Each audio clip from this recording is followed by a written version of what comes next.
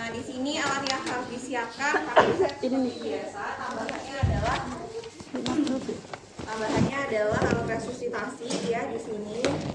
Terus stetoskop, terus balon bius, terus apa namanya, bengkok, sama lampu sorot. Di sini lampu sorotnya 60 watt dengan nanti 60 cm kurang lebih ke dada bayi ya, terus kita siapin kain ya. Yang pertama adalah untuk membuat bantalan leher. Udah punya dasar kulitnya? Sudah. Bantalan lehernya berapa cm?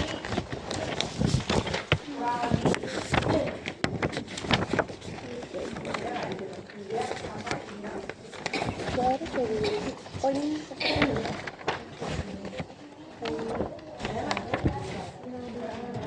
Nggak ada Ibu. Kurang lebih 3 sampai 5 cm ya. Jadi kita bikin 3 sampai ya, kurang lebih 3 sampai 5 cm. Terus di sini juga alasnya harus agak keras dan hangat ya. Jadi nggak boleh kasar lembek kayak gitu dan nggak boleh terlalu keras ya. Jadi agak keras dan hangat.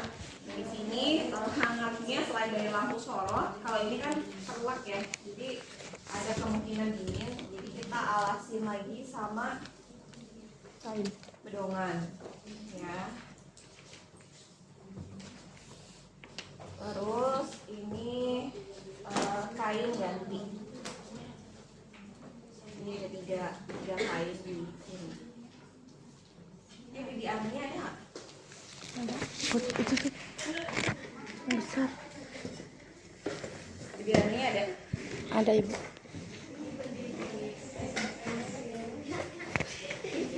Nah, ya. Kita mulai dulu dari sini. Di sini kita kan sedang dalam proses Persalinan.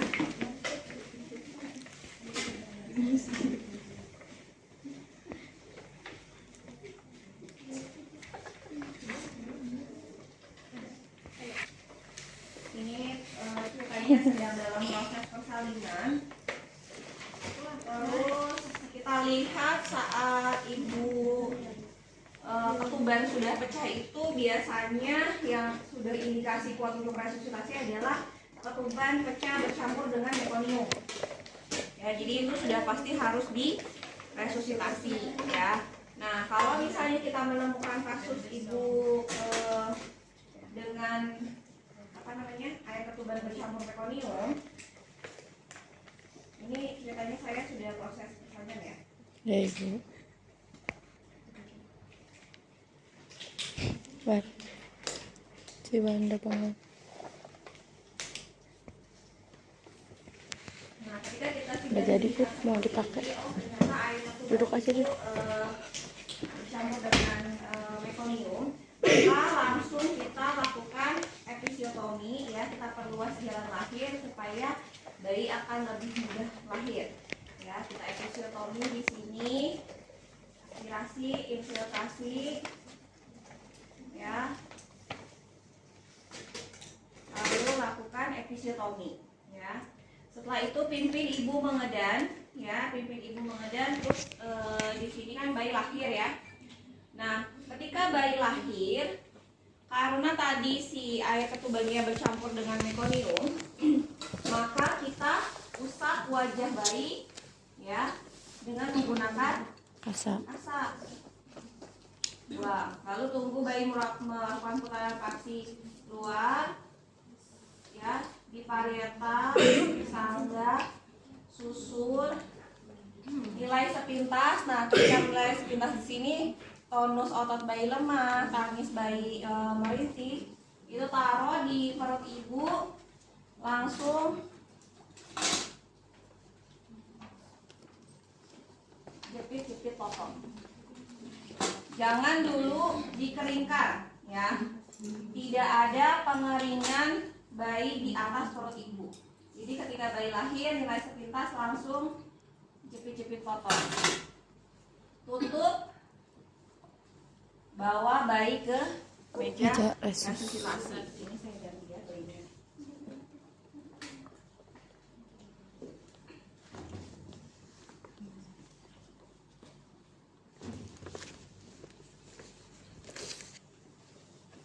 Ini kita ganti bayinya di sini ya.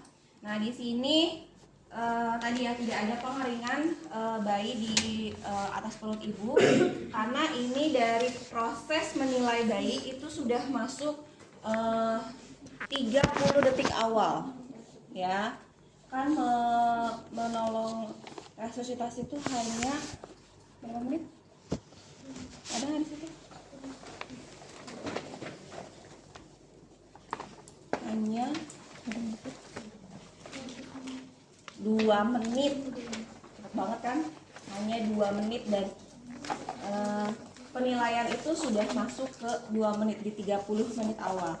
Nilai sepintas langsung digunting-gunting jepit-jepit potong, langsung pindahkan ke meja resus. Nah di sini kita langsung ada proses namanya jahitan. Jahitan adalah singkatan. Yang pertama J-nya adalah jaga kehangatan. Jaga kehangatan itu dimulai dari ruangannya, apakah AC-nya menyala atau tidak ya. Terus ruangannya hangat, lampu sorot 60 watt dengan jarak kurang lebih 60 cm ya di atas bayinya. Ini posisinya memang seperti ini ya, nggak kebalik. Jadi kepala bayi itu ada di perut kita. Terus atur posisi. Atur posisi itu tadi kita menggunakan bantalan ditaruhnya di pundak. Di pundak. Jadi bayi itu setengah menengadah gini. Jadi semi ekstensi ya supaya melonggarkan jalan nafas bayi gitu. Terus JAI isap lendir, lalu kita lakukan pengisapan lendir. Sebenarnya bisa dengan 2 cara, bisa dengan menggunakan balon balon sungkup ini atau balon lili atau slim sehar. Nah ini slim sehar. Saya sih menganjurkan kalian menggunakan slim sehar. Ini nggak ada tabungnya. Ini. Nah slim sehar ini perlu diperhatikan. Perlu diperhatikan dalam penggunaannya. Dalam menggunakan slim sehar ini, posisi slim seharnya harus dalam keadaan berdiri ya. Ini masuk pertama kemana dulu? Mulut apa hidung? Mulut. Ayo Ke mulut. Mulut dulu ya. Ke mulut dulu karena mulut itu jalan nafasnya besar ya. Tapi tidak langsung membuat bayi bisa bernafas ya. Kalau kita ke hidung dulu nanti bayinya langsung bisa bernafas, tapi nanti lendir yang ada di mulut makin tersedak dan masuk ke dalam. Jadi kita masukkan dulu kurang lebih 5 cm ya ke mulut. Kita hisap sambil kita tarik pelan-pelan. Ya, jadi kayak infiltrasi gitu loh. Jadi sambil kita hisap nih, sambil kita si selangnya ini kita tarik pelan-pelan supaya kesedot ya. Lalu dilakukan sebanyak 2-3 kali ya. Terus di hidung itu kurang lebih 3 cm ya, 2-3 cm. Ada nggak? Gitu ya. Kanan kiri ya sama, dihisap sambil kita tarik si selangnya ya. Nah ini kenapa sih si tabungnya ini harus dalam keadaan berdiri? Nanti kalau misalnya dalam keadaan tertidur gini, nanti si lendirnya itu masuk ke mulut kita. Ya, si lendirnya. Makanya harus dalam keadaan berdiri. Ya, jadi 2-3 kali di mulut sepanjang kurang lebih 5 cm ya. Terus 2-3 kali juga di hidung kanan kiri sepanjang kurang lebih 2-3 cm ya. Setelah itu J sudah, A sudah, I sudah, terus K keringkan. Nah, barulah di sini kita keringkan. Kita keringkan bayi di sini ya. Sambil kita rangsang taktil ya. Rangsang taktil itu agak sedikit diremas ya si bayinya, punggungnya digosok ya, sedikit digosok untuk merangsang si bayinya bisa bernafas. Keringkan lalu ganti kain. Nah di sini harusnya ada ember ya. Ini taruh di ember. Lalu kita ganti kain dan kita tutup bayi dengan kain yang baru dengan 2 kali hitungan. Lihat ya. Dan dadanya terbuka dadanya. Ya, ini kepalanya 1 2. Ya. Jadi ini dadanya tetap terlihat.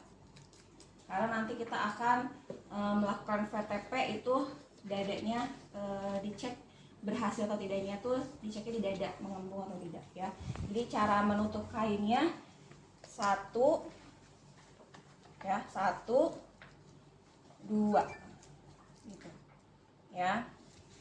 Terus habis keringkan atur lagi posisinya, atur kembali posisinya apakah si bayi sudah benar posisinya semi ekstensi. Jadi tidak terlalu ekstensi tapi tidak terlalu datar gitu ya.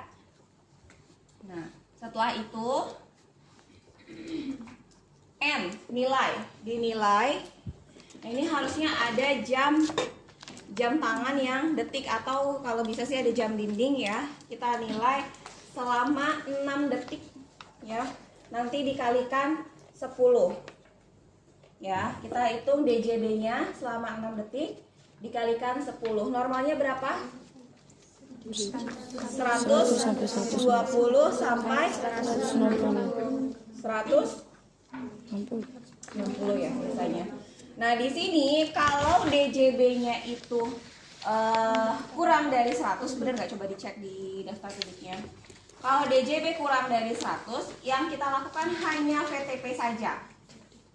Tapi kalau misalnya DJB-nya kurang dari 80, benar ada di situ? Nggak ada. Kurang dari 80 sama kurang dari 100. Kurang dari 100. Hah? Pasang sensor ini di sini ya. Kalau kurang dari 80 VTP dan RCP. Ya. Nah, ini misalnya kurang dari 100 ya. Kita lakukan VTP. Nah, di sini ada yang bilang ada tabung oksigen. Memang nanti akan ada tabung oksigen, tapi tidak dimasukkan dulu selangnya ke sini ya. Karena kalau misalnya kita masukkan selangnya, buat apa? Udara akan mengalir jelas. Dan yang kita butuhkan bukan bantuan udara dulu, tapi merangsang dulu supaya bayinya bisa bernafas, gitu ya.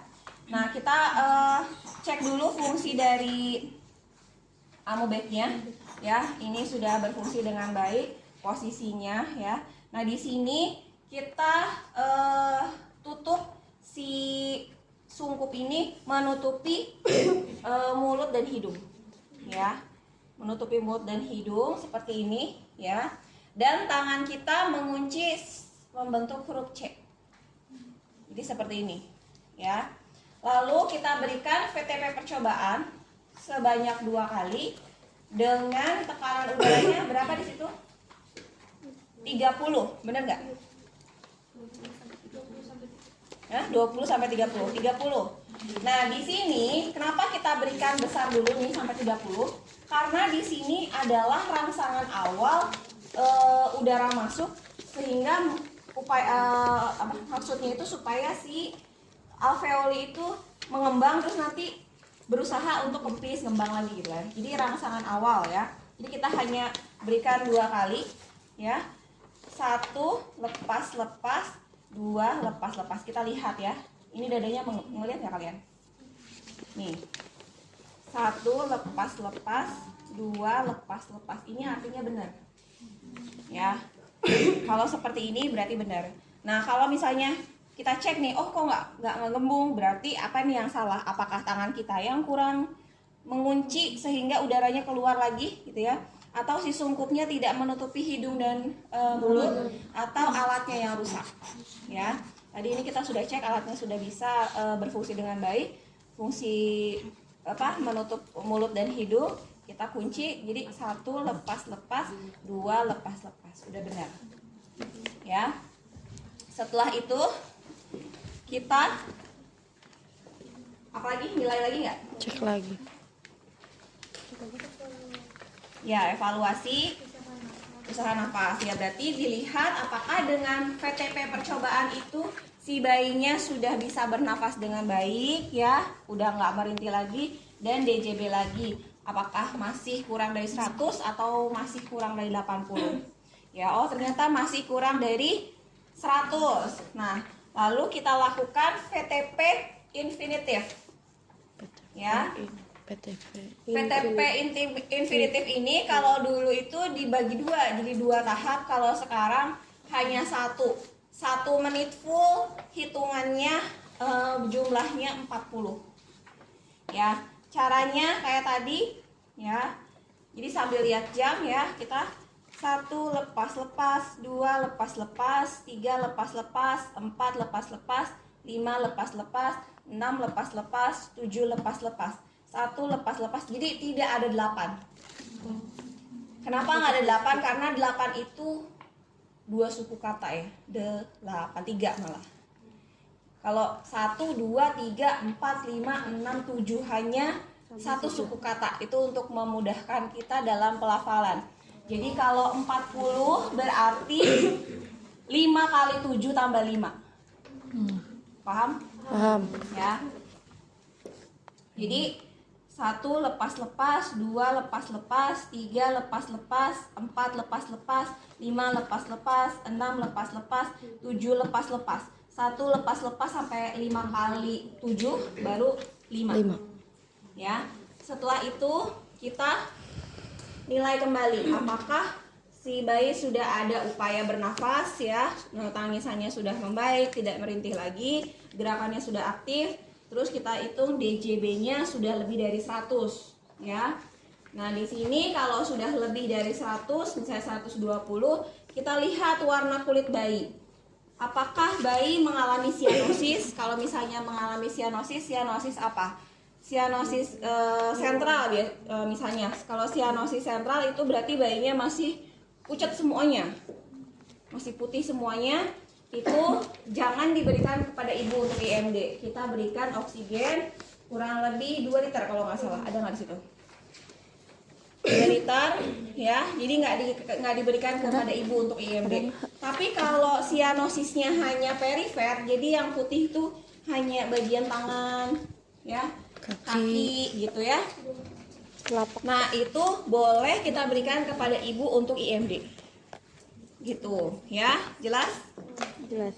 Nah, sekarang gimana kalau yang kurang dari 80 ya? Kalau yang kurang dari 80 itu harus disambil dengan RJP ya. Jadi ketika bayi sudah diproses jaikan, kita berikan VTP percobaan sebanyak 2 kali ya. 1 lepas-lepas, 2 lepas-lepas.